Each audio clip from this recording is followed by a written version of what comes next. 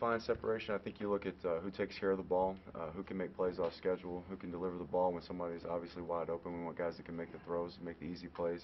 But it's really tough to do it in situations where you're not dealing with play clock yet, scrimmage situations, red zone situations. You want to really get them in as big a game atmosphere as you can and see how they handle it, how they manage the game.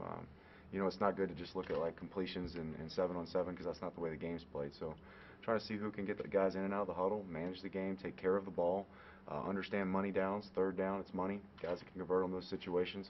So really throwing them in the fire and not necessarily looking at completions and attempts. Do you expect that to be this week? I mean, is this a big Yeah, week for the separation? Yeah, you know, as a coach, you try to install kind of the meat and potatoes first, and then you start getting into situational football. You get into the terminology first 2, 3, 4, 5 days. Then you start getting into your third down work. You start getting into your red zone work, your 2-minute work, situations that will show you more about a quarterback than just kind of learning the base plays. Major, what do you know about what you have at quarterback at this moment? What do I know about the 4 guys right now? The thing I know about the 4 guys is that they're all bright. They're all bright. They've grasped the system. They're hard workers. They have done a great job thus far of taking care of the football.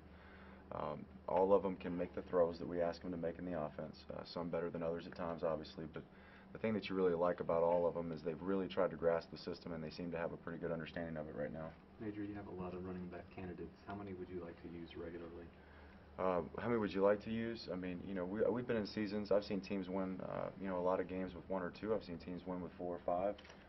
I know this at the running back position. It's a very physical position. You're going to take a lot of hits. You're going to need 4 or 5 to go a season.